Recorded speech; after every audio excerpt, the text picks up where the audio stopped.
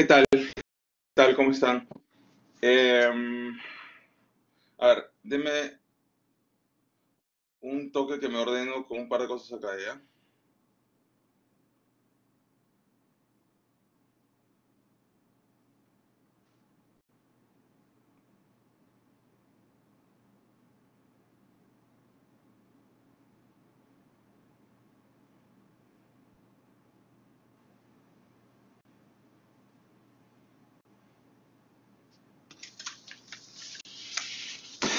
Ya, ok. Entonces, hoy teníamos tres artículos para revisar, ¿no? Eh,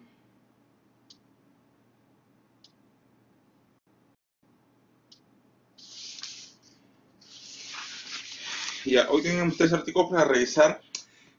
Quería comentar sobre... a ver, espérenme un toque.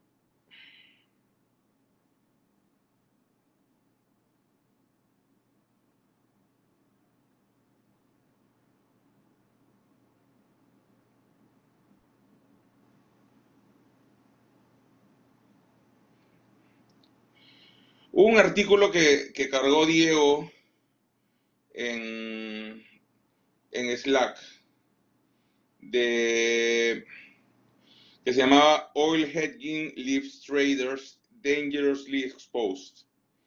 Y hablaba de una estrategia de cobertura a través de opciones con three-way collars. Alguien que no sea Diego quisiera comentar sobre esa.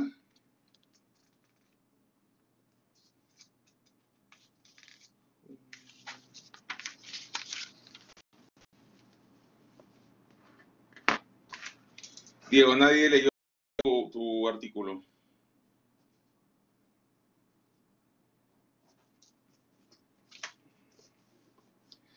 Bueno, a ver,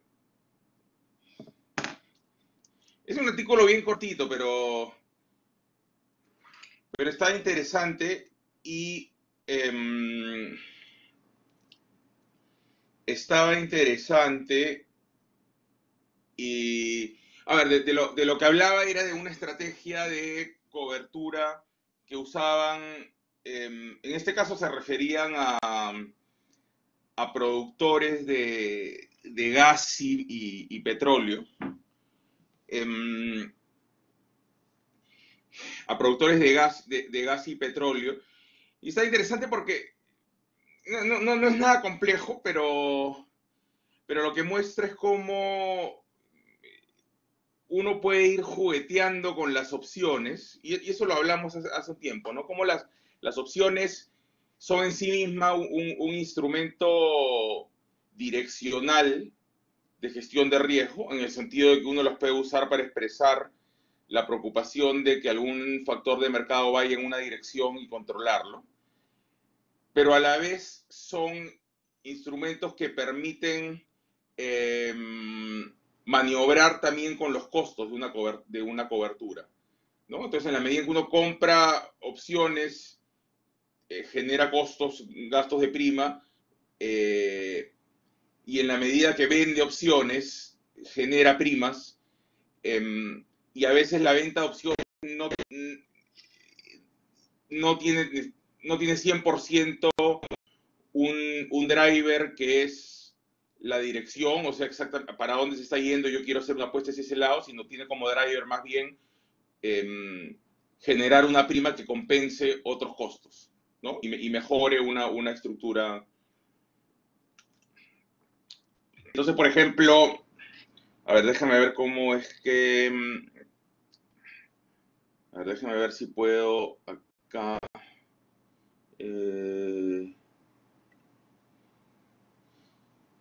si puedo acá...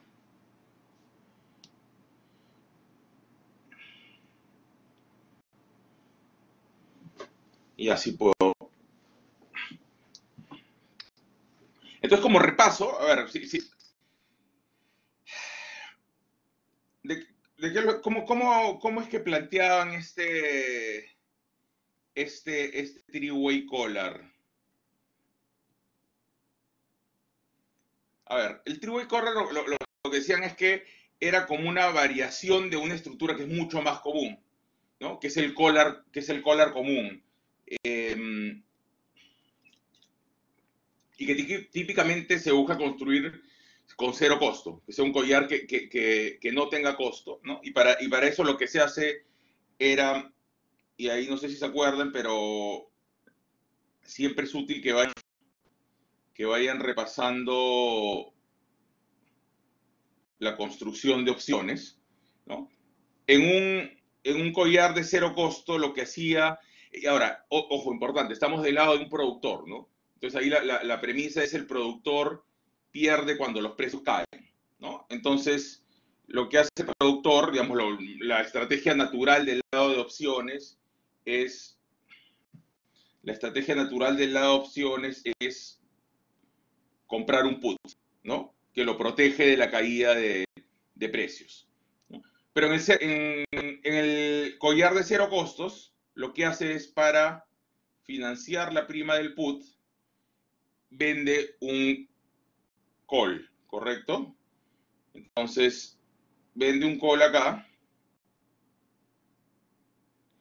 y vende un call ahí tal que esta prima de acá sea igual a esta prima de acá, ¿sí? Y entonces el resultado de la estrategia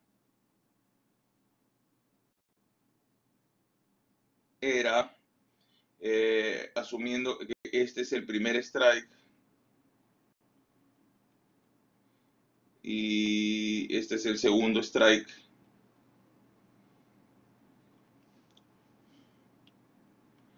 con lo que nos quedábamos era con una estructura que a partir del strike de compra del put generaba ganancias. En el otro escenario era neutral, o sea, eh,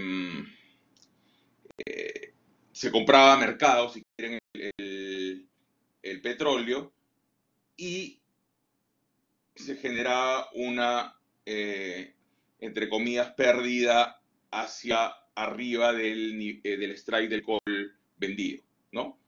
Ahora, esto de acá, ojo, esto de acá es el resultado de la estrategia de opciones, ¿no?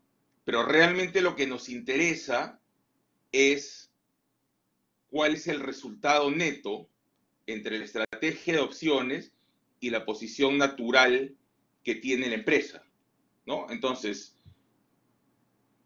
la forma en que realmente deberíamos terminar de ver esto es decir, ok, ya, yo ya tengo construido mi Zero Cost Collar, ¿no? Que se ve así como acabamos de decir.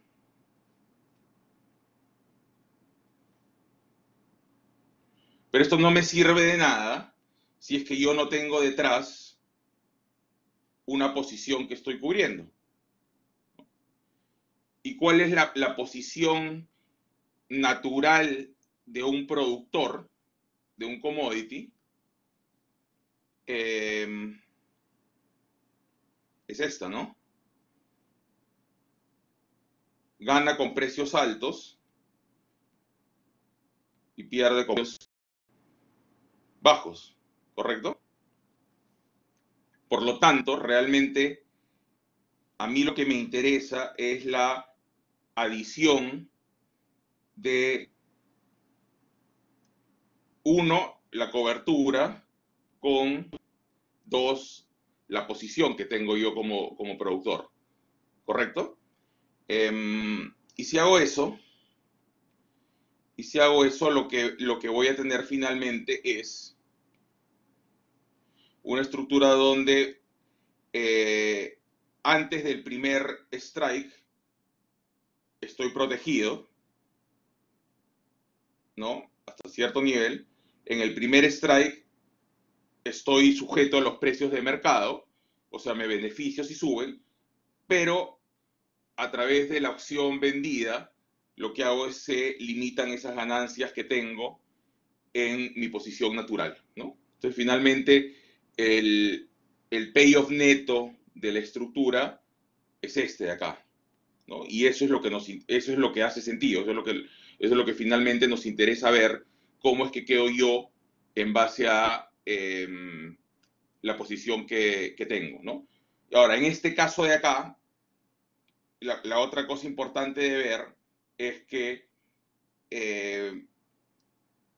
el collar yo lo estoy construyendo a través de una compra en la cual yo estoy pagando una prima y lo que estoy haciendo con mi venta de la opción es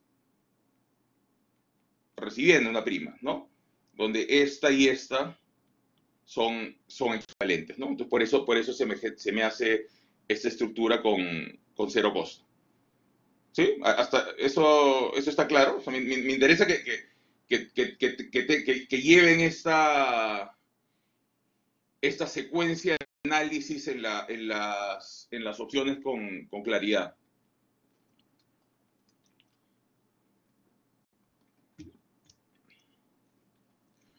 Otra cosa, por ejemplo,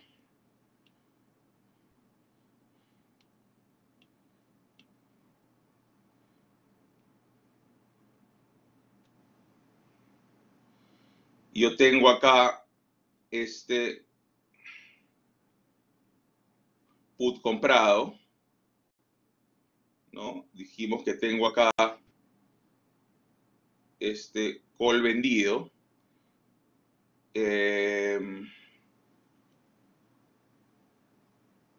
Que lo que me da es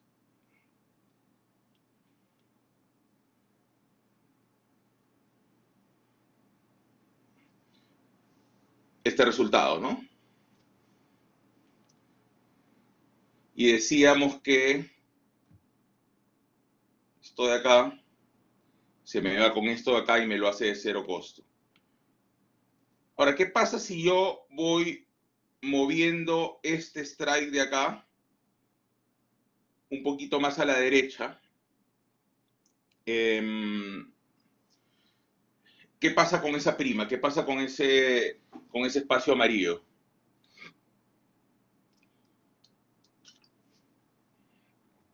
¿Alguien?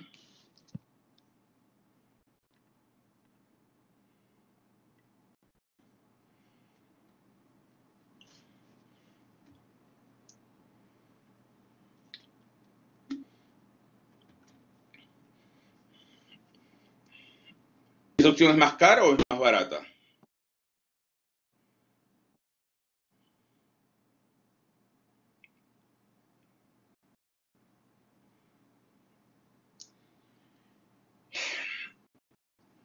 A ver,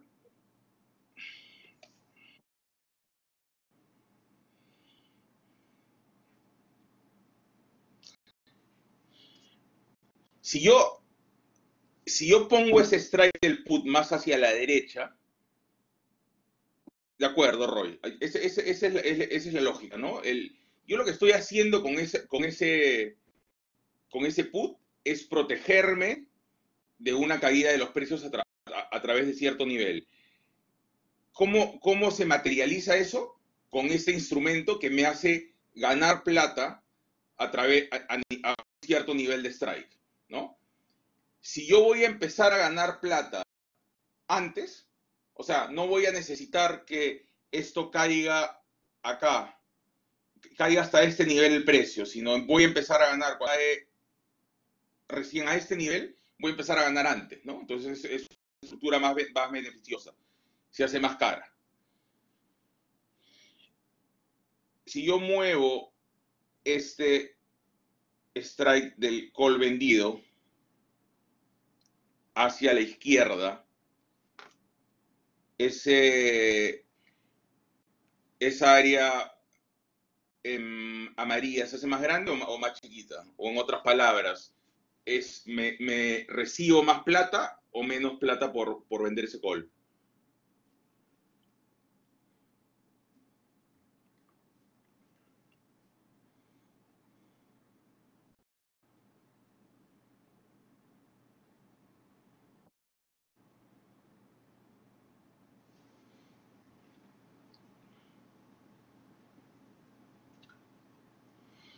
Mm, a ver, esto es tricky, que se abarata por mi mayor exposición a precios altos. Ok, yo estoy teniendo más exposición, estoy teniendo más riesgo en al, al traerlo más in the money, ¿no? Correcto, Sebastián. Eso es lo que va a generar es que yo empiece a perder antes si los precios suben, ¿no? O mi contraparte en esa transacción empiece a ganar antes cuando los precios están subiendo. Por lo tanto, si yo tengo más riesgo, o en otras palabras, mi contraparte tiene más beneficio, yo que estoy asumiendo más riesgo debería ser compensado de una mayor manera, ¿no? Por lo tanto, debería encarecerse. Entonces, qué quiere decir esto? Que la dirección, o sea, la forma eso es lo que quiere decir, mejor dicho, de otra manera, es que uno puede tener N combinaciones de collares de cero costo simplemente jugando con los strikes del put comprado y el call vendido, ¿no? Los puedes acercar, los puedes alejar, ¿no? Mientras más los acercas, más, digamos, menos variabilidad de precio tienes. Mientras más los separas, estás asumiendo mayor variabilidad de precio, que por un lado puedes decir el escenario en el cual empiezo a perder en la subida es más lejano, pero por otro lado, recién me empiezo a proteger de la bajada con una caída más fuerte, ¿no? Entonces, ese es el trade-off. O sea, ese es el feeling que es importante coger de las opciones. O sea, cómo se puede ir jugando con los strikes, con los costos y que todo tiene una lógica detrás para finalmente aterrizar en una estructura que sea de utilidad. Ahora, ¿qué pasa si los acercamos y los seguimos acercando hasta que sean lo mismo?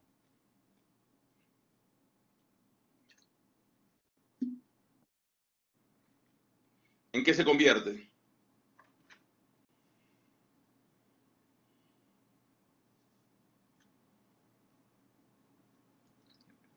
Sí, como dice Roy, fijas el precio, pero entonces, ¿y qué viene a ser lo que, lo que tenemos? Un forward, ¿no?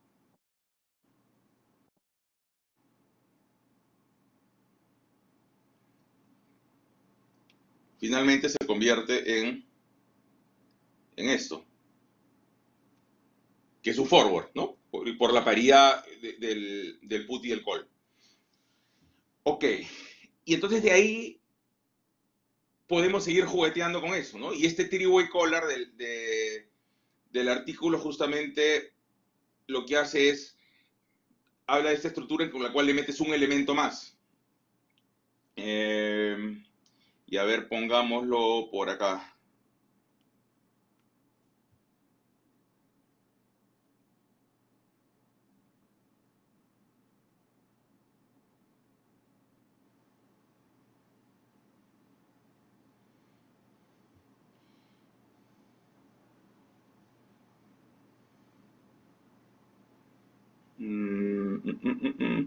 Ok. Digamos que tenemos nuestro... Espérate, mejor lo borro porque si no se va a hacer... Ya, a ver.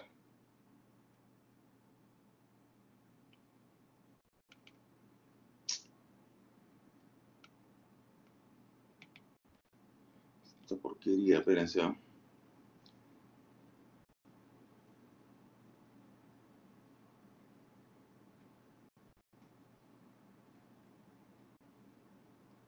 Ya.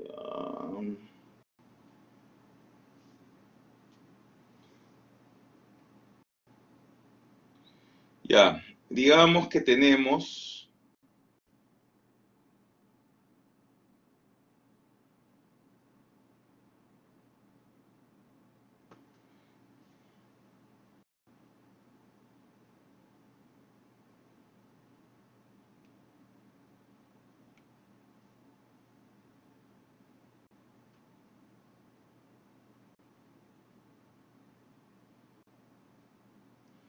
Ya, tenemos ahí nuestro Zero Cost Collar, ¿correcto?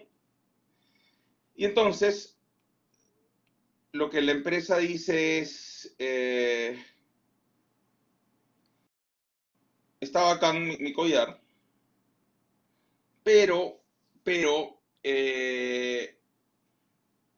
igual me gustaría estar en términos más beneficiosos. Puede estar en cero costo, pero me gustaría mejorar mis términos de venta, ¿no? Y entonces acá la lógica siempre va a ser, ok, ya, si yo quiero mejorar algo, me va a costar, ¿no? O puedo, por otro lado, buscar sacrificar algo, ¿no? Entrar tomar alguna dirección, algún tipo de riesgo que esté dispuesto a tomar que me genere una mejora, ¿no? Y entonces, en este caso, lo que, lo que hacen para construir el collar el three-way collar es decir, ok, yo en mi collar estándar estoy protegido hacia cierto nivel de caída del precio, ¿no? Y ese nivel de caída yo me quiero proteger. Sin embargo, yo para entrar en esta transacción tengo la expectativa de que ese es un escenario posible, ¿no? De que caiga en ese nivel y que si sigue cayendo voy a seguir perdiendo, entonces me cubro de esto. Pero, eh, por otro lado, yo tengo un cierto nivel de seguridad de que puede caer, pero puede caer hasta cierto límite, ¿no? Hay un punto en el cual yo creo que no va a llegar, ¿no? Y entonces hasta ese nivel, más allá de ese nivel, tal vez ya no me es de mucha utilidad la cobertura, ¿no? Entonces, ¿cómo expreso eso? Una forma de expresarlo es decir, ok, a ver, en este nivel de acá, ¿no?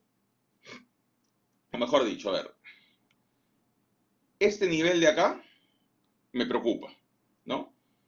Y me preocupa, mientras más se vaya moviendo acá, yo voy a ir perdiendo. Uy, ¿qué hice? Caramba, ¿qué hice? Esta porquería, lo malo es que no te deja borrar una sola cosa, ¿no? Borras todo. Fabio.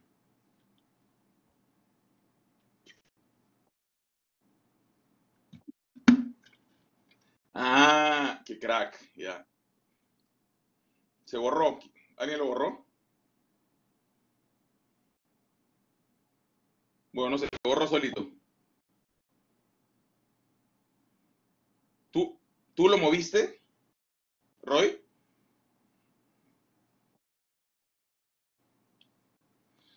Ya, está bien. Fabio y Roy tienen eh, un cuarto de punto adicional en el case study. Ahora, ¿quién me movió eso? Ya. Entonces, ok. Yo estaba diciendo que, ok, en este nivel de acá, yo tengo la necesidad de protegerlo. Es un nivel en el cual estoy teniendo una pérdida que me es material y me estoy protegiendo, obviamente, hacia la baja. Sin embargo, ya cuando estamos en este nivel de acá, yo puedo decir, ya, como que ahí la probabilidad que vaya ahí es muy baja, estoy dispuesto a dejar de protegerme en ese nivel, ¿no? Y la forma de expresar eso es, ok, lo que puedo hacer es reversar mi protección en ese nivel. ¿Cómo reverso mi posición en ese nivel, que es una posición de un put comprado? Vendo mi put, ¿no? Pero lo vendo a otro strike. Lo vendo a este strike de acá, ¿no? Y lo que hago es generarme esta prima de acá, ¿no? Que mejora mis términos de la posición completa. Por lo tanto, ¿qué es lo que acabo teniendo?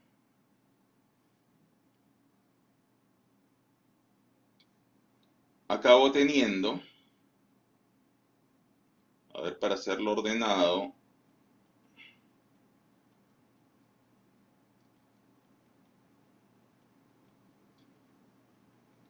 tengo ahora 3 strikes involucrados, ¿no?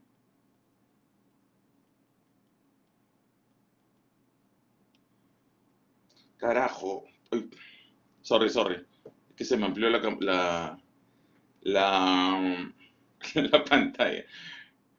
Que ustedes no pueden ver, pero se puso grandota. A ver, espérense, ¿ah? Tranquilos, tranquilos que ya lo soluciono. A ver, a ver, a ver.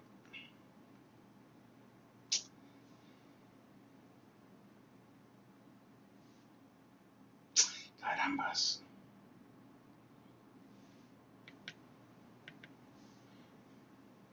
Ahora, si alguien me soluciona esto que no pueden ver, ahí sí. Ah, ya, ya lo hice, ya lo hice, ya lo hice. Ya. Ok. Entonces, finalmente con lo que nos quedamos es con una cosa,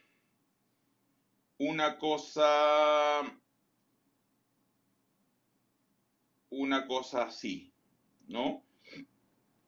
Eh, yo voy a limitar mi ganancia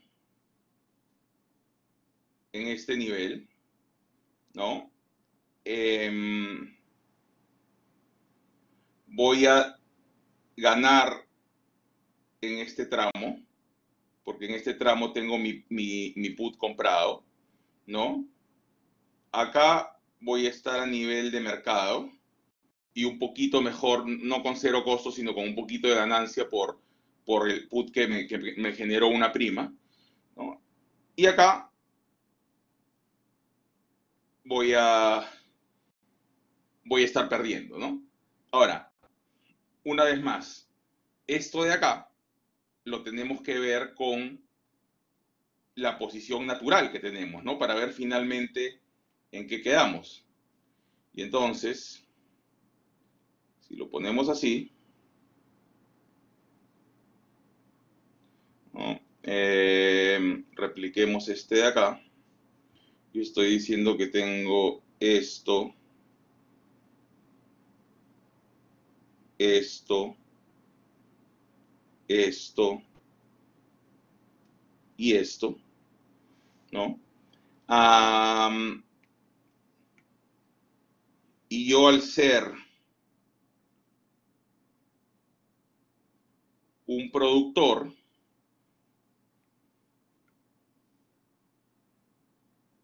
lo que tengo es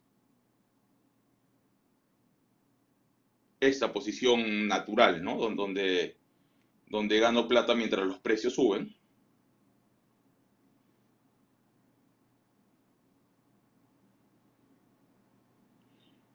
Y por lo tanto,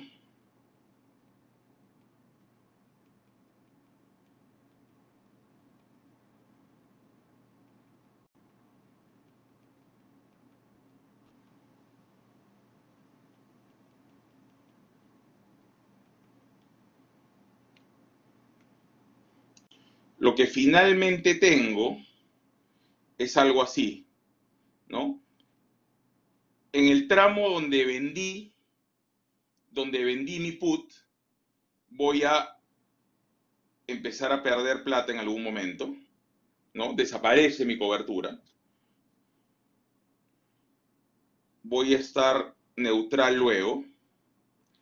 Voy a comprar o vender a precios de mercado después. Y en un momento dado, esa ganancia que estoy teniendo en mi posición natural como productor se va a limitar, ¿no? Y se va a limitar, ¿por qué? Porque vendí este call y me va a dejar de esa manera, ¿no? Entonces, finalmente con lo que me estoy quedando es con una estructura en la cual en un área lo que hago es vender al market rate, ¿no? Por otro lado, en un momento tengo un cap a mis ganancias y en otro momento empiezo a generar pérdidas, eh, si es que se va más allá de ese punto donde yo pensaba que ya no iba a bajar más, ¿no? Y que estaba dispuesto a sacrificar. ¿Queda claro?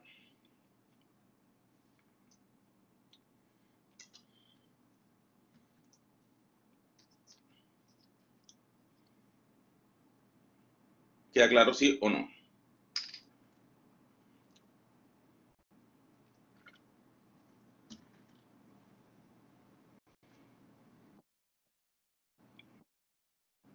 Ya. Bueno, entonces me pareció que el artículo era un artículo sencillo para mostrar una estrategia que no era tan exótica, simplemente era añadirle un layer a una estrategia básica como un collar de cero gozo. Pero me parecía una buena oportunidad como para empezar a juguetear un poco con las opciones y eh, practicar un poco este feeling de cuando compro me genera costos, vendo, genera una pérdida, el strike hacia un lado involucra más o menos riesgo, por lo tanto más o menos compensación que tendría que recibir por eso. Eh, y por otro lado, que todo parte de que un productor o un consumidor tienen una posición natural en la compra o la venta de un determinado producto, ¿no? Entonces, las estrategias de opciones lo que hacen es montarse sobre esa posición para finalmente terminar con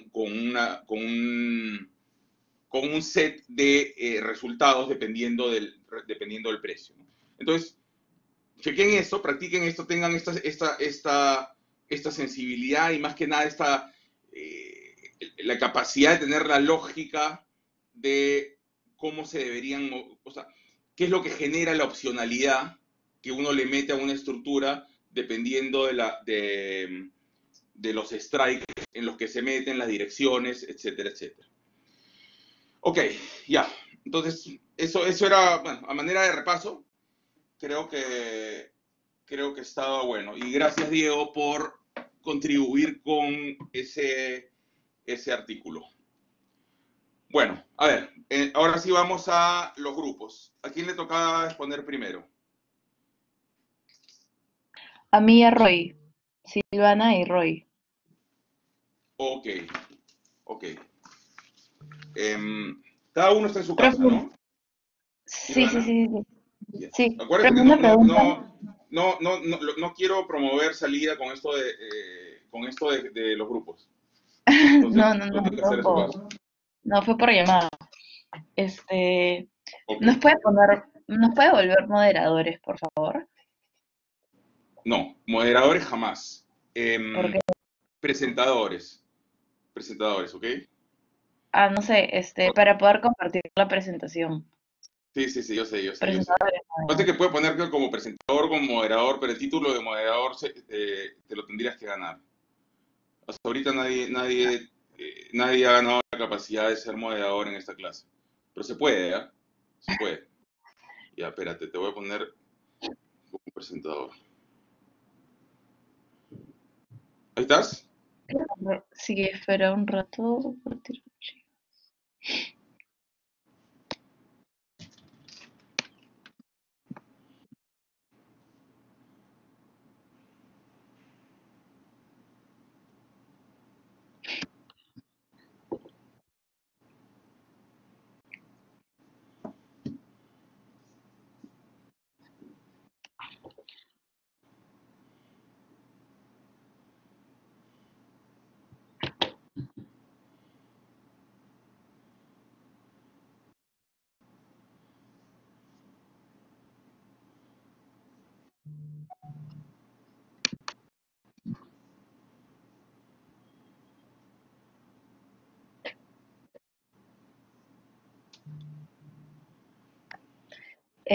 Un ratito, creo que a Ryu que habló, a Roy se le fue el internet Sí, y sí, sí, está tranqui, volviendo a entrar.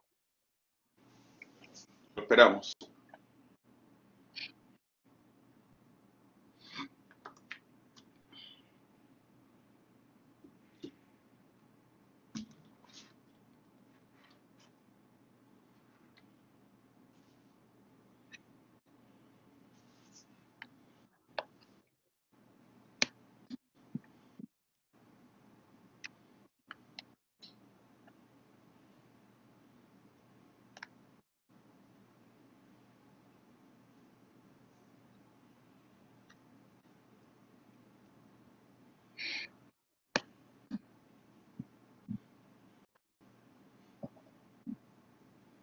¿Y aportó Roy en este trabajo, Silvana? Sí, los ¿O dos lo hiciste hicimos, ya, tú, o lo hiciste tú casi todo? no, los dos. Profe, una pregunta, ¿puede poner también a Roy como presentador? Ok, a ver. Profe, ¿me escucha? Sí, Roy. Sorry, se fue el internet un rato, no sé qué pasó. Sí, sí, sí. Silvana estaba diciendo que ella hizo casi todo la Ay, presentación. profe. Trabajo en grupo, profe. Sí, sí, sí. Pero cada uno en su casa, ¿no? Sí, Claro, obvio. Creo que Ya. Roy está en Arequipa igual. sí, no podría, ¿Estás en no Arequipa, Roy? podría ir por un rato. Sí, sí. Ok, ya, a ver, va. Ya. Entonces hoy día vamos a tocar el artículo Airlines Pullback on Hedging Fuel Costs. Eh, la idea principal que engloba este artículo es que a medida que los precios del petróleo disminuyen, muchas de las aerolíneas se ven perjudicadas ante pérdidas de cobertura, entonces esto hace que lleguen a reevaluar sus estrategias de cobertura. Este artículo fue escrito en 2016, entonces cuenta casos de ciertas aerolíneas que fueron perjudicadas por los precios del petróleo en esa época, pero también se podría aplicar dada la coyuntura actual, así que después de explicar el caso vamos a brindar algunos ejemplos. eh, Vamos a brindar algunos ejemplos. Bueno, Ujú. como todos sabemos, muchas aerolíneas tienen coberturas para reducir su exposición a mayores costos de combustible. A mediados del 2014 hubo una caída inesperada del 58% en el precio del petróleo y esto generó grandes pérdidas de coberturas para algunas de estas. En el caso de Delta Airlines, ellos acumularon pérdidas de cobertura de 2.3 billones de dólares, mientras que United Continental Holdings perdió 960 millones de dólares en esta época. Por otro lado, American Airlines tuvo una ganancia durante este periodo, pues ellos habían abandonado su cobertura en 2014. Entonces eso les beneficiaba porque podían comprar a precios del el combustible a precios de mercado. Entonces ellos, ¿por qué renuncian a su cobertura? Porque se fusionan con US Airways Group. Eh, Después de esta fusión, la mayoría de ejecutivos que se quedaron fueron de US Airways y esta empresa ya había abandonado el mercado de futuros en el 2008. Entonces, más o menos se puede saber el por qué. Ujú. Eh, después de todo lo que había pasado, Delta y United mencionaron que ya no tendrían cobertura para el próximo año. Sin embargo, el director de United comentó que no era que iban a hacerlo indefinidamente, pero debían empezar a formular o de buscar una forma distinta de hacerlo. Además, en el caso de Delta, habían comprado su propia refinería en 2012 para controlar parte de su suministro, pero otra parte seguía coberturada. Pero no habían tenido ganancias desde el segundo trimestre del 2014. Por otro lado, United cubría el 17% de su consumo de combustible y tuvo una pérdida de 225 millones de dólares en 2016 y proveniente de coberturas pactadas en el 2014, ¿no? Entonces empezaron a dejar poco a poco de coberturarse. Lo que pasaba en el 2008 era que el barril estaba en $147 y para marzo del 2016 estaba en $41, a pesar que ya había subido desde 26, que fue en febrero, desde $26, que fue en febrero. Entonces, a pesar de esto, los analistas respaldaban la posición de que dicha recuperación no sería persistente, pues había un exceso de petróleo y los precios seguirían siendo débiles. Entonces, además había otro factor importante, que era que el hecho que los aviones poco a poco, o sea, cada vez más eran más eficientes en términos de combustible, entonces generaba que las ganancias de la industria aumenten. Y aparte, la exposición de las aerolíneas a los costos de combustible también se veía reflejada en los consumidores. Es decir, cuando los precios aumentaban, los que tenían que pagar los precios más altos en pasajes o recargos internacionales de combustible, al final terminaban siendo los consumidores. Eh, por otro lado, están como ejemplo JetBlue Airways y Spirit Airlines, que empezaron a minimizar, en este tiempo empezaron a minimizar sus coberturas. Además, en el caso de aerolíneas de bajo costo, como lo son Allegiant Air y WestJet, también habían dejado de coberturarse en los años pasados.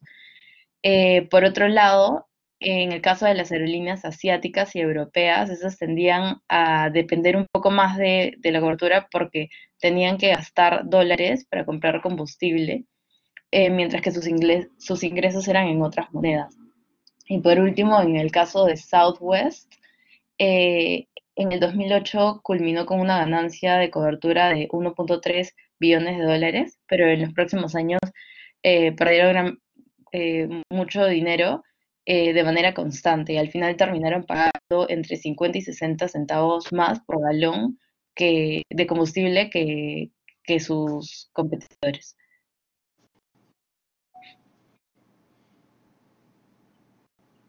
Profe, ya, la segunda, hasta ahí acaba el artículo y Ujú, quisimos sacar un poquito más de información sobre las estrategias que usualmente usan las aerolíneas para ujú, protegerse del incremento de precio de petróleo, ujú. que es su segundo principal costo después de la mano de obra. Están cuatro, que son los contratos, o sea, comprar un montón de current note contracts, que es comprar un montón de contratos al precio de hoy porque esperas que el precio en el futuro suba. Entonces, si esperas un incremento del precio, es como que te llenas tu casa de un montón de un producto para tener suficiente suministro. Después el collar hedge, no, ya lo explicó. El call option, que simplemente es tener la opción de comprar al precio de hoy, o un precio pactado en el futuro. Y los swap contracts, donde fijas un precio durante un periodo a cambio de petróleo. Y el efecto del precio del petróleo bajo sobre las aerolíneas es contradictorio en el sentido que se esperaría que su menor precio haga que sea más eficiente o más barato sus operaciones y tengan mayores ganancias. Sin embargo, el efecto de las posiciones de hedge hacen que tengan un doble impacto negativo. En primer lugar, tienen el impacto de que tienen que pagar el valor del hedge del precio del petróleo en vez del menor valor de mercado. Y el segundo es que aquellos competidores que no se han coberturado van a poder tener tickets más bajos y eso va a presionar a las aerolíneas que sí tenían cobertura para tener a tener aún mayor pérdidas.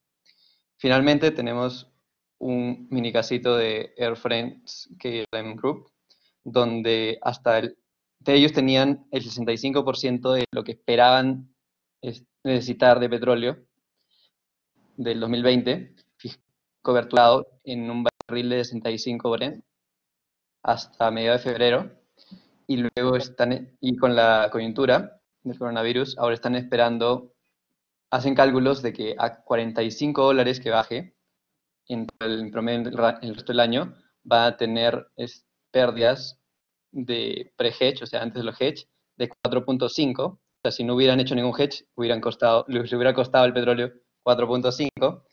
Y gracias al hedge van a tener un billón más de costos. Pero ellos señalan que eso es aún menor que los 6.2 billones que gastaron haciendo hedge también el año pasado.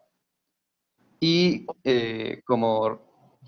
resumen, para ellos que el petróleo suba les conviene más porque van a poder tener ganancias en los hedge que si el petróleo sigue bajo. Y eso es todo. Las referencias, gracias. Gracias. Está bueno. Está bueno, me gusta que hayan complementado con algo de, con algunos elementos adicionales de actualidad y prácticos del mercado, ¿no? El tipo de estructuras que típicamente hacen las empresas y este caso de la empresa que está teniendo estas pérdidas. Ahora, a ver, eh,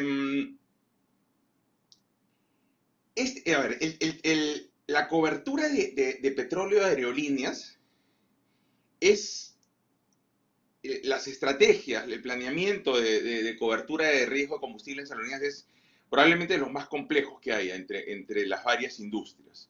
¿Ok? Porque hay varios elementos que entran a ensuciar, si quieren, una estrategia que podría ser muy evidente, ¿no? O sea, me protejo, sube, gasto más, gano mi cobertura, bajo, gasto menos, pierdo mi cobertura, ¿no? Por lo tanto, estoy con un costo fijo. Pero en las aerolíneas hay mucho más elementos complementarios, ¿no? Por ejemplo, a ver, se habla mucho acá de las pérdidas que generan las caídas, ¿no? A cada rato paran diciendo, pues el año cayó y perdimos tanto. Sin embargo, y eso lo digo siempre, ¿no? O sea, hablar de pérdidas en la cobertura no es exacto, ¿no? Porque finalmente la forma de verlo es, una vez más, el resultado de la cobertura con el resultado de la posición natural que tú tienes. Entonces, en la cobertura estás perdiendo, pero por otro lado tú estás comprando en el mercado más barato el combustible, ¿no? Entonces, esos no se netean y en teoría deberías estar neutral. Lo que pasa en la industria aeronáutica es que hay mucho, a ver, como el peso de las coberturas es material dentro de los costos, hay mucha capacidad de poder trasladar variaciones a precios de pasajes. Y como además hay mucha sensibilidad al precio de los consumidores, que pueden ir de una a otra para ciertos tramos que tienen varias alternativas, el problema puede ser que, ok, una aerolínea tomó una cobertura, se protegió de que el precio suba, sin embargo bajó el precio, ¿no? Y está perdiendo en esa cobertura, sin embargo está comprando más barato, entonces en teoría está neutral en su resultado. Entonces se podría decir, ya no pasó nada. Pero sin embargo, si hay otra que no hizo la cobertura y se benefició plenamente de la caída de precio, podría trasladar eso a ese costo, esa reducción de costos a precios de pasaje y por lo tanto ponerse en una mejor posición que la que cubrió, ¿no? Y entonces en ese caso, lo que puede darse es que la que cubrió acaba teniendo efectivamente sí pérdidas, porque a pesar de que compre petróleo más bajo, sus ventas acaban siendo más bajas, ¿no? Entonces finalmente sí puedes decir que la cobertura le generó una pérdida de alguna manera, ¿no? Entonces ahí el tema de competencia y capacidad de trasladar variaciones de costo al precio de los pasajes genera este tipo de ruido dentro de las coberturas, ¿no? Otra cosa,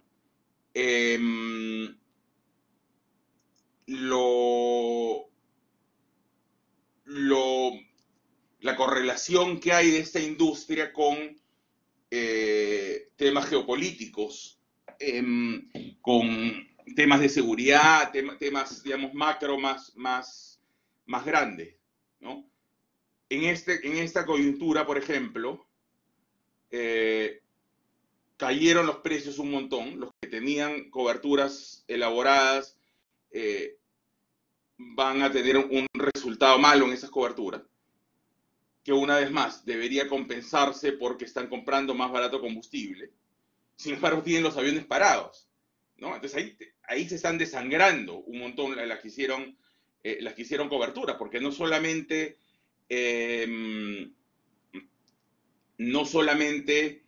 tienes esa pérdida por las coberturas, sino que además no está generando ingreso, ¿no? Entonces ahí sí te está estrangulando esa cobertura, que es una situación bien particular porque tienes este tema de la pandemia acá que te separa los aviones, pero igual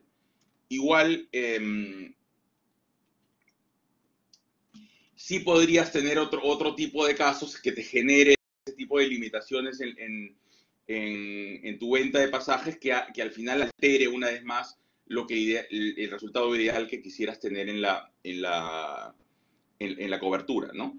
Por otro lado, esto es doblemente malo, ¿no? Porque en varios casos, en varias situaciones, puedes tener que ciertos eventos geopolíticos, macro, negativos, puedan llevar en algunos casos a que los precios suban del petróleo. Entonces, si bien en ese caso puede estar yendo mal la venta de pasajes, al menos en la cobertura estás ganando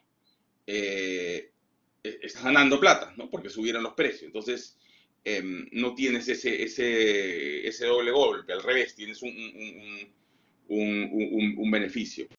Entonces es complejo el mundo de coberturas en aerolíneas y por eso típicamente aprobar líneas de crédito para aerolíneas es bien complicado, ¿no? Cuando un banco va a entrar en una cobertura, le va a proveer una cobertura en una aerolínea, el riesgo que implica es bien alto. Y esto lo vamos a ver en unas 3, 4 clases cuando hablemos de credit exposure, ¿no? Cómo los derivados, ciertas transacciones le generan un riesgo, o sea, vamos a verlo desde el punto de vista del banco, ¿no? Que el riesgo que le genera a un banco entrar en ciertas transacciones, y vamos a ver algunos conceptos como right way risk o wrong way risk, ¿no? Que básicamente se refieren a entrar en una transacción, los escenarios que tenga en esa transacción, cómo están asociados a, en general, la situación de la empresa, ¿no? O sea, si la cobertura en sí misma te genera una pérdida, en ese escenario, ¿cómo esperarías tú que estén los resultados generales de la compañía, ¿no? Las ventas de la compañía, más allá del derivado en sí mismo. Y entonces, dependiendo de qué correlación haya entre el resultado de la pérdida, el resultado del derivado versus la situación de la industria donde está esta empresa, uno puede hablar de un right way risk o un wrong way risk, que es que tanto más o menos de riesgo tiene el banco por haber entrado en esa transacción con la empresa. Pero bueno, no me adelanto a eso. Así que, bueno, gracias Roy, Silvana, por la presentación. ¿Quién sigue?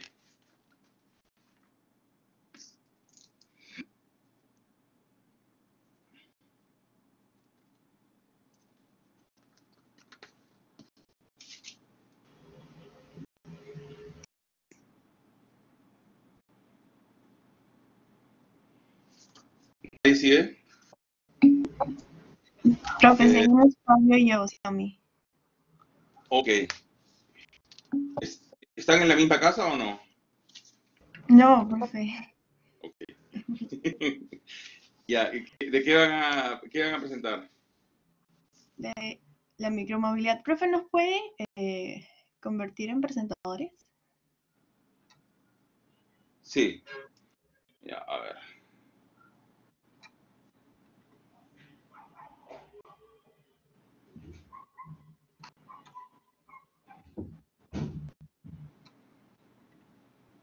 Ya. A ver, ¿de qué van a presentar?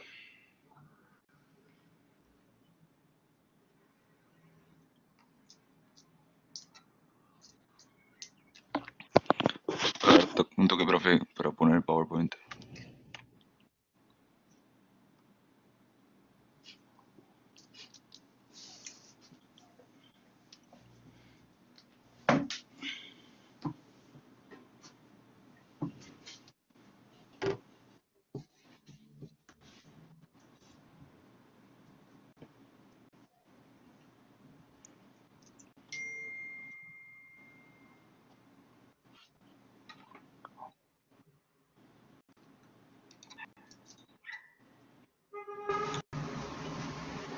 Profe, una consulta, ¿cómo se comparte pantalla? Porque estamos jodiendo. Eh, Van abajo a la esquina inferior derecha Ya lo hice, creo. y de ahí van a... ¿quieren compartir pantalla? Sí, ¿Sí? ahí está. Ya Fabio ya lo hizo. Oh, ahí están, pues ya lo estoy viendo. Sí. ¿Está Un bien toque, eso o profe. quieren...? No, está bien ahí. Ya,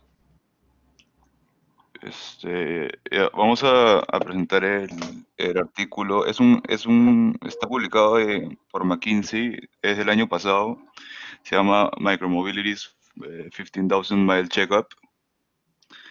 Primero creo que es importante empezar mencionando qué es micromobility y es más o menos, son alternativas, por así decirlo, al carro o al transporte común que tenemos hoy en día, como los buses, los micros, todos estos. Y normalmente se sustentan de manera electrónica y son de uso personal. Un ejemplo fue Green, que estaba aliado con Rappi y estuvo en Lima hasta el año pasado. Algunas de las ventajas que tienen estos medios de transporte es que te ahorran bastante tiempo y tienen una manera de viajar el aire libre, esta sensación de que estás en bicicleta, pero sin hacer, sin hacer mucho ejercicio, sin sudar, y lo haces de una manera eco-friendly. Y también es importante mencionar que es Shared Micromobility, que es precisamente lo que era Green o otras empresas como Line o lo que era Jump de Uber en Estados Unidos, que es que estas empresas... Uy, ¿lee? ¿Cómo que lee, profe? ¿cómo? Levanté la mano, ¿viste? Ah, sí, sí, sorry. Ya, ¿Green se fue? Sí, Green se fue y se ha ido a un montón de países en Latinoamérica. ¿Cuándo se fue Green? O sea, según yo se había ido. O empezó a ¿Sí? retirar, o si no se fue, comenzó a retirar un poco de su flota. Ya, ok, sigue. Ay, espera. Ya, sí, sí, eso era todo. Era prácticamente que en vez de comprarte un scooter, ellos te permiten alquilarlo. Ok, Algunos datos importantes que mencionan es que hasta el año pasado, más o menos, habían invertido 5,7 billions en startups de micromobility. Varias de estas empresas ya estaban valuadas en más de un billón, perdón, de dólares. Y estas son las dos más grandes que había hasta el momento. En octubre de 2019 estaba Bird, que valía 2,75, y Lime, que valía 2,4. Y esa es un poco de las razones un poco más de plata económicas, porque tiene sentido en invertir en el micromobility. Uno es que las economías de escala, obviamente es mucho más barato producir scooters o bicicletas a motor eléctrico que producir carros. Y la otra es que es una alternativa bastante atractiva, más barata, por así decirlo. En el cuadro de la derecha se ve más o menos que montando el scooter 5 veces al día recuperas tu inversión, por así decirlo, de $400 en menos de 4 meses. Y la otra es que tiene una mejor experiencia del usuario y es más rápido que el carro, ¿no? Sobre todo en situaciones de tráfico. Y que es un mercado con bastante potencial, que supuestamente podría abarcar todos los recorridos de 0 a 8 kilómetros, que representan el 50-60% del total de recorridos en Estados Unidos, la Unión Europea y China. Y lo que mencionan aquí en sí es que los scooters podrían, o el micromobility en general, podría como abarcar 10 a 15% de este mercado. Y en verdad le dan bastante proyección de crecimiento. Ahorita había una inversión en general de startups de 5.7 billions y dicen que para el 2030 podría estar valorizado el sector en 300 a 500 billions, que es un montón, como 1000%. Y ahora, si me voy a seguir hablando. Ok. Ya, y también el artículo menciona la parte de los desafíos de este modelo de negocio, ¿no? Si bien es bueno, rentable, o sea, para recuperar tu dinero rápido en menos de 4 meses, también hay bastantes como que, desafíos que de cierta manera pueden afectar los costos de las empresas. La primera es asegurar la seguridad del conductor y peatón, ¿no? Y esto es que los diferentes gobiernos, como ya ocurrió en Estados Unidos, exigen que tengan un seguro vehicular por los accidentes que pueden ocurrir hacia el peatón o el mismo conductor, ¿no? También están los costos que se asocian por tratar de redistribuir los scooters, las bicicletas eléctricas hacia donde el viajero lo necesite. Ya en la experiencia que se ha visto, ha habido problemas de que los peatones suelen dejarlos por cualquier lado y de esta manera incurre en mayor costo la empresa en tratar de distribuir esos scooters, bicicletas eléctricas. También está el desafío de asegurar que el usuario en serio cumpla las reglas y normas estipuladas por el gobierno de la compañía, como es el uso de los cascos y como es el parqueo también. Es un poco difícil. Siguiente, Fabio. También está los riesgos del vandalismo y robo, la estacionalidad de la demanda de la micromovilidad. Esto debido a factores climáticos, no es, a diferencia del carro tradicional. Acá si ocurre mucho sol, mucha lluvia, no se puede usar este tipo de movilidad. También está la limitación, la centralización en la zona urbana y que te limita a ir a zonas rurales. Entonces, luego es poca distancia nada más.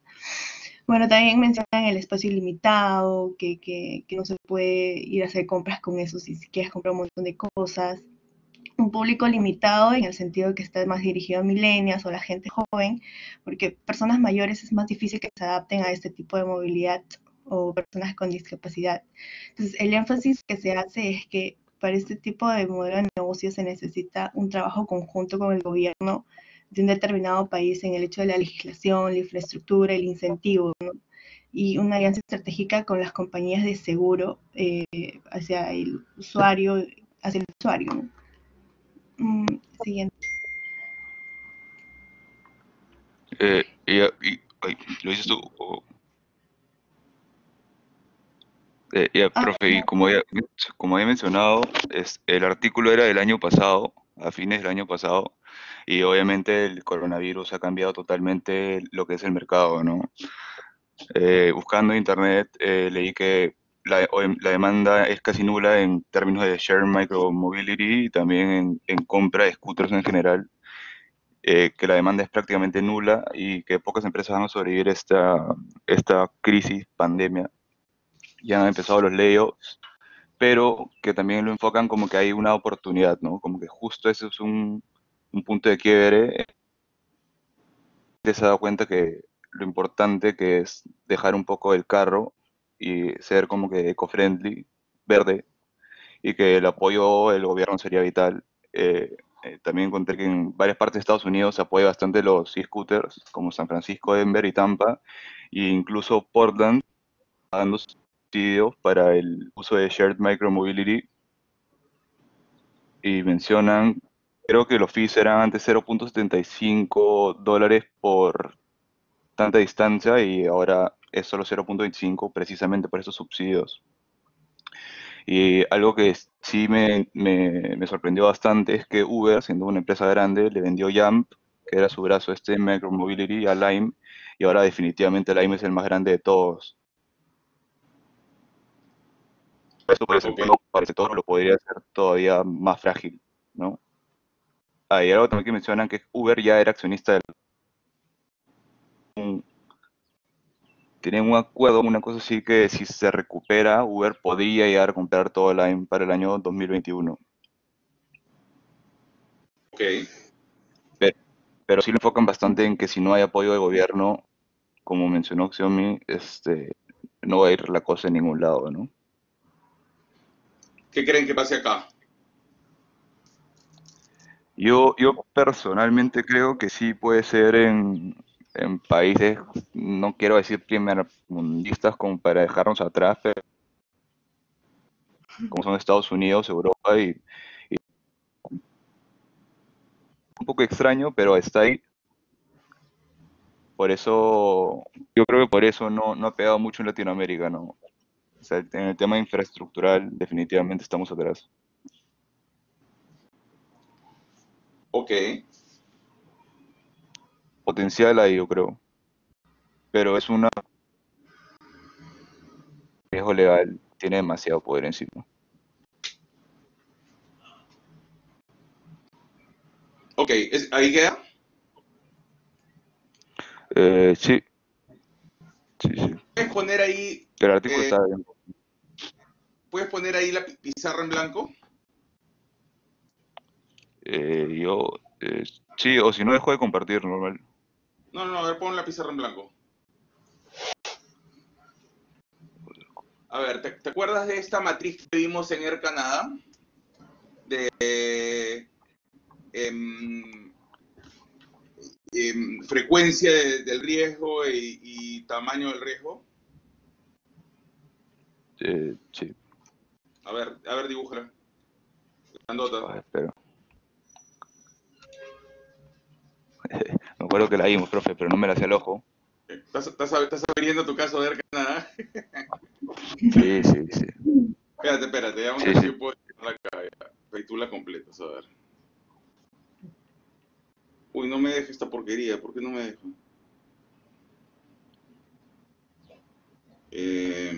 Pero si yo también soy presentador, ¿o no? Eh, qué Además raro. saco puntero y no cuadro, profe. A ver, ya, dibuja una matriz grandota.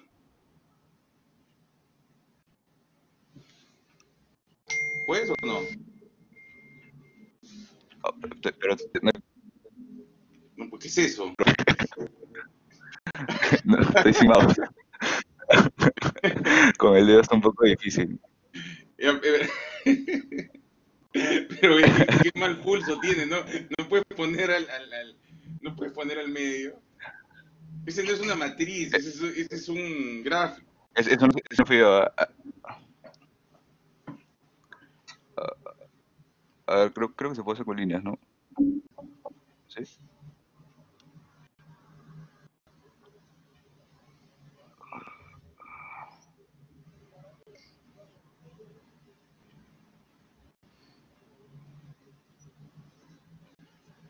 Pucha, oye, ya, ya van perdiendo como 3 puntos, ¿ah? De la nota que No, tenía. Javi. esto es algo adicional, profe. En los ¿Pero otros grupos, qué es eso? ¿Qué estás haciendo? una matriz. ¿Pero qué matriz? ¿De qué estás hablando? ¿Alguien le puede explicar, por favor, a Fabio qué matriz tiene que hacer? Sí, me acuerdo de la de Commodity Risk Interest Rates, pero no me acuerdo cómo. Ya, Ya vas gen- perdiendo como 6 puntos, ya estás perdiendo todo lo que han ganado en su buena presentación. no, ¿Alguien puede hacer la matriz? A ver, ¿quién sabe hacer la matriz? ¿Quién sabe hacer la matriz?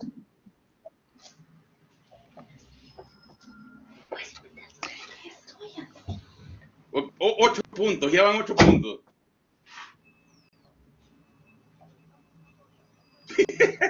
10 puntos, o sea, tenían 18, van 0,8.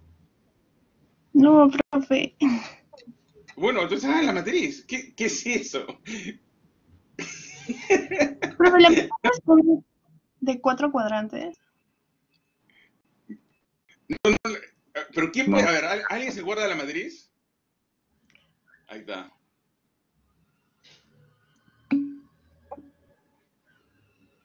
Y a ver, Nicole, vamos a darles una última oportunidad.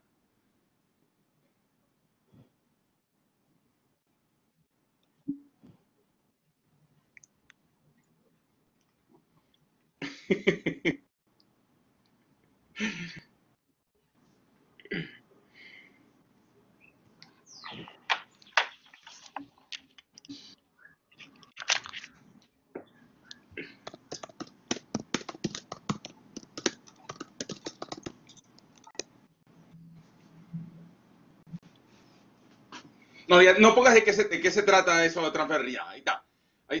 Ya la tienes ahí. Ahora, en, aplicado a micromobility, a ver, Fabio, pregúntales a la clase qué riesgos pondrían en qué lugar. bueno, clase, ¿qué riesgo pondrían en qué lugar? De micromobility. Ajá.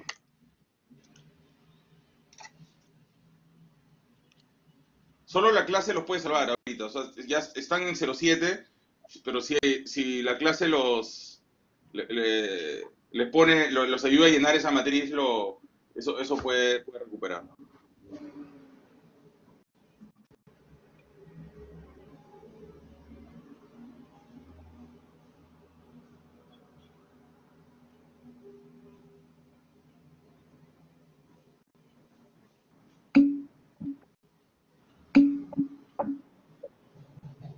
No, pero yo digo, denme riesgos específicos que lo lancemos ahí. A ver, yo les lanzo uno.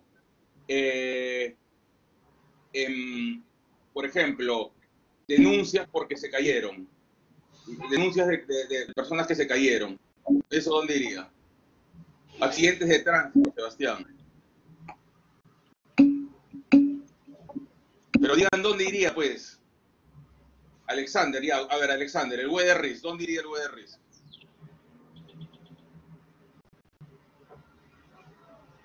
Yo creo que depende, ¿no? De dónde esté. Por ejemplo, en Lima no hay En como que Perú, mucho a ver, pon lluvia. lo que sea en Perú.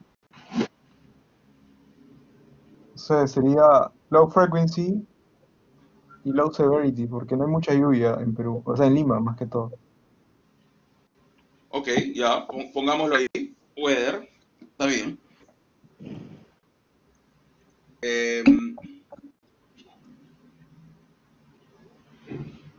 Ok, fallas de los vehículos. Operational risk, está bien, entonces diría, métanle falla de los vehículos. Sí, falla de los vehículos, eso yo creo que es high frequency, efectivamente. Y la severidad es baja, ¿de acuerdo? ¿De acuerdo, Marcelo?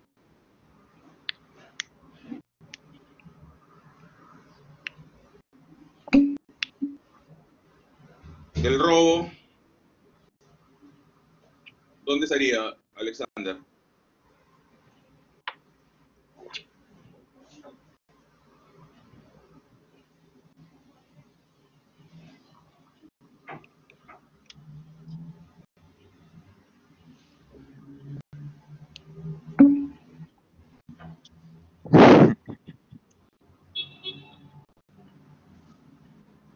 Depende del país. No, bueno, en Perú, ¿dónde estaría el robo en Perú?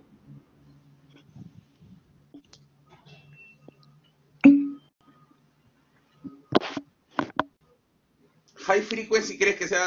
Pero el robo. No creo que se roben tanto, ¿no? Sí.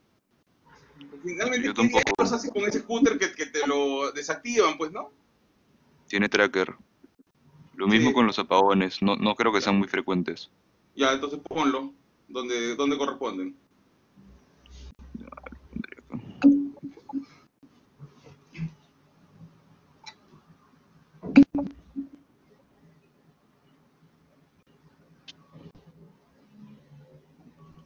Yo lo pondría ahí Em, porque es head y por geolog. el- claro, y ahora están hablando de los accidentes, pero accidentes ya más graves, ¿no? Ya, pues, llamemos con demandas, llamémoslo accidentes graves, ¿eso dónde iría?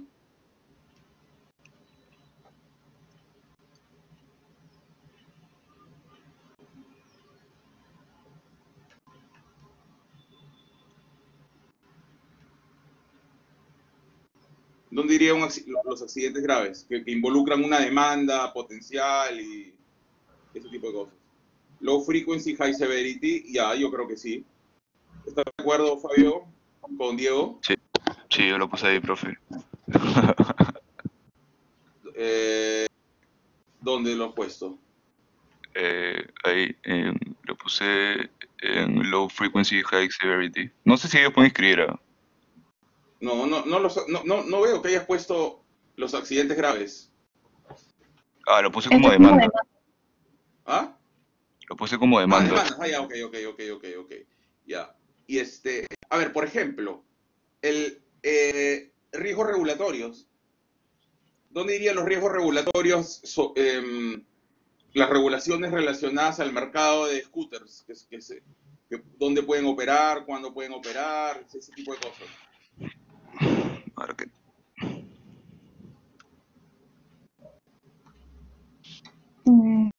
High frequency and severity.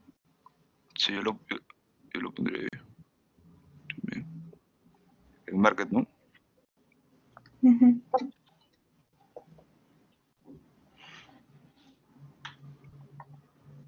A ver, o sea, ese tipo de regulaciones, ¿pueden ser graves o no? Sí, Pueden ser graves en el definitivamente. mercado, ¿no?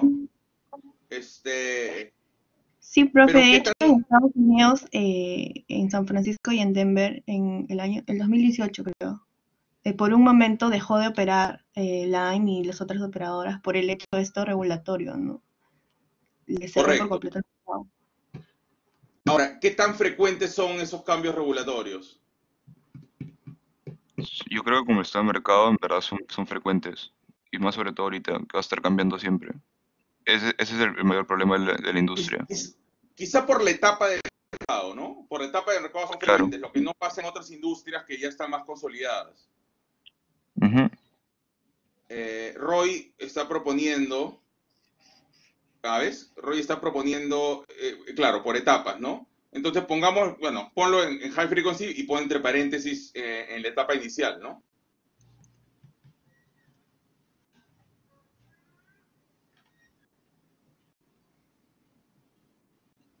¿Pero etapa inicial de qué?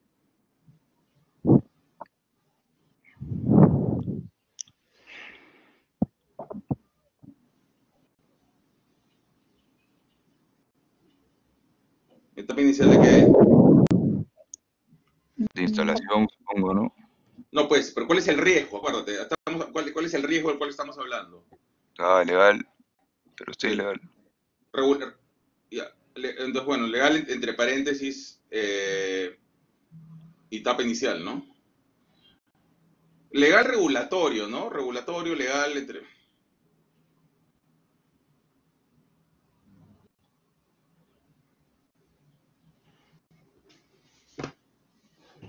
Ok. Ya, a ver, ya volvieron a 16. Si uno más bueno y vuelven a su nota original.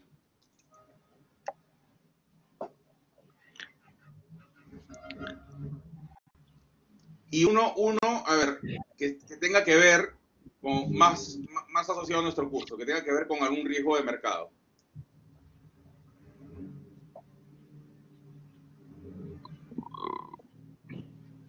Te pueden ayudar, ¿ah? Yo creo que hay un riesgo bastante coyuntural dependiendo de no sé si decir sociedad, pero población en donde pones la empresa. A ver, no entiendo. O sea, obviamente la llegada a tu mercado, si abres, no sé, una tienda de Ferrari en Bolivia o el Perú, no va a ser la misma que si la pones en Italia, ¿no? Pero, ¿en términos de qué? De la como- del consumidor, ¿no? No, pero yo creo que eso ya está reflejado en varios de los otros riesgos, ¿no? Por ahí, mira, a ver, Sebastián habla de la correlación negativa con los precios del oil. O sea, me parece interesante, Sebastián, el punto. ¿Que realmente habrá una correlación negativa con los precios del oil? No, yo creo que no. ¿Qué tanta sensibilidad habrá de eso? O sea, digamos, tiene sentido, pero es como que tú te levantas y ves qué tan caro está el oil y sobre eso decides si te vas en carro o no. Eso no tanto, ¿no? No sé si en el largo plazo...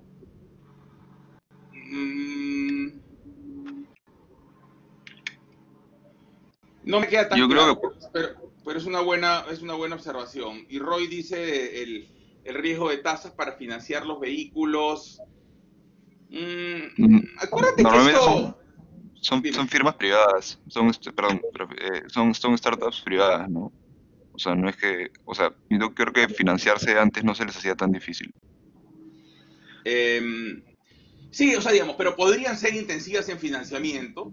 No porque sean startups no pueden necesitar financiamientos, porque sean startups privadas no pueden necesitar financiamiento, pero yo diría que por el tipo de vehículo, lo mismo que decías, ¿no? Que recuperan rápido el costo, probablemente no necesiten financiamientos de plazos tan largos, ¿no? Yo, yo, yo, yo creo que uno es el exchange rate, ¿Por qué? porque normalmente las empresas hacen todo este tema de mover ¿cómo se llama esta cosa? Sus líneas de producción, o sea, pueden estar situadas y operar en los headquarters en Estados Unidos o en otro país y tener sus fábricas en China o en otro país. Es lo que tenía entendido. Ya, esa está buena. Esa está buena con el FX. Ya estás casi tu nota, pero hay otro riesgo de FX que puedes tener. Ahí está, ya Roy te la dijo. Sí, o sea, esta empresa está en un montón de países, ¿no? Y este tipo de servicio lo haces en la moneda del país, no le vas a cobrar en dólares, ¿no? Entonces, efectivamente, tienes que estar cambiando en cada país de la moneda donde recibiste el ingreso a tu moneda funcional y después llevártelo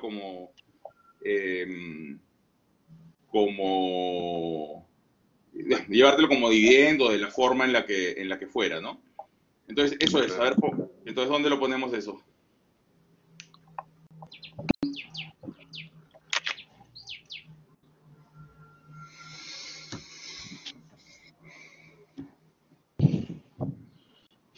Tipo de cambio es high frequency, sí, severity.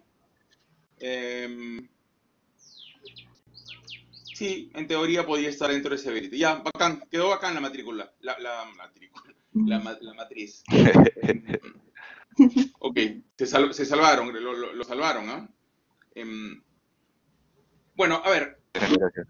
me, me, me interesa que tengan la capacidad de construir eso, ¿no? De razonar sobre los riesgos de una cierta industria con la cabeza abierta, ¿no? Y pensar qué más, por dónde hay. No solo los de mercado, ¿no? Encontramos lo del tipo de cambio, por ejemplo, y el tipo de cambio lo encontramos en diferentes dimensiones, pero hay un montón de riesgos, ¿no? Entonces, yo lo que quiero es que de este curso salgan con la capacidad de tener esa metodología de pensamiento, esa apertura de mente para buscar, escarbar y ver qué riesgos existen en determinadas empresas, industrias, pero no solamente eso, ¿no? Sino además tener ciertas herramientas para decir este riesgo es alto, bajo, frecuente, no tan frecuente, si estamos usando esa matriz, ¿no? Pero igual, digamos, más que nada es eso, la capacidad de identificar y luego de eso ya vienen los siguientes pasos, ¿no? Cómo manejamos, cómo los mitigamos, ¿no? ¿Qué acciones se pueden tomar para cada uno? Pero no entras a este paso sin antes haber entendido bien cada uno. Y de hecho, acá esto es lo más incipiente, porque acá Plum hicimos una especie de brainstorm y lanzamos un montón de riesgos. Lo siguiente es entender la fuente de ese riesgo, ¿no? De dónde proviene ese uno, entender la fuente y a partir de eso empezar a buscar herramientas de gestión. Entonces, please, quédense con esto, quédense con eso en la cabeza. O sea, este ejercicio me parece útil para ir practicando este tipo de de razonamiento sobre los riesgos. Y bueno, ya, estuvo buena, Fabio Xiaomi. ¿Y a quién le tocaba el otro?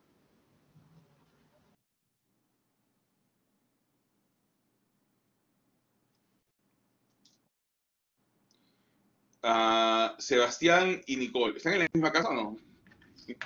No, profe. Ya. Mira, si lo hacemos ahorita,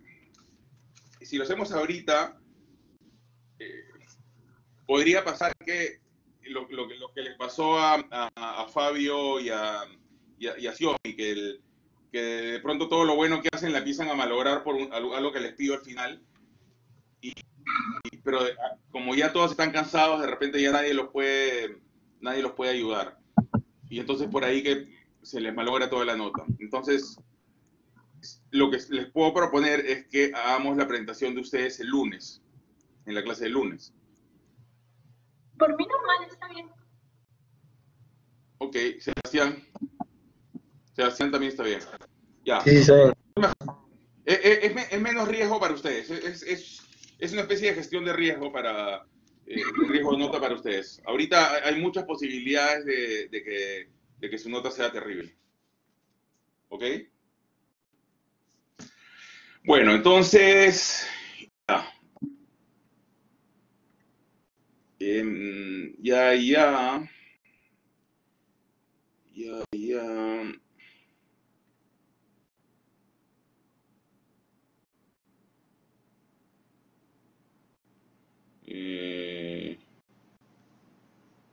Es un ratito.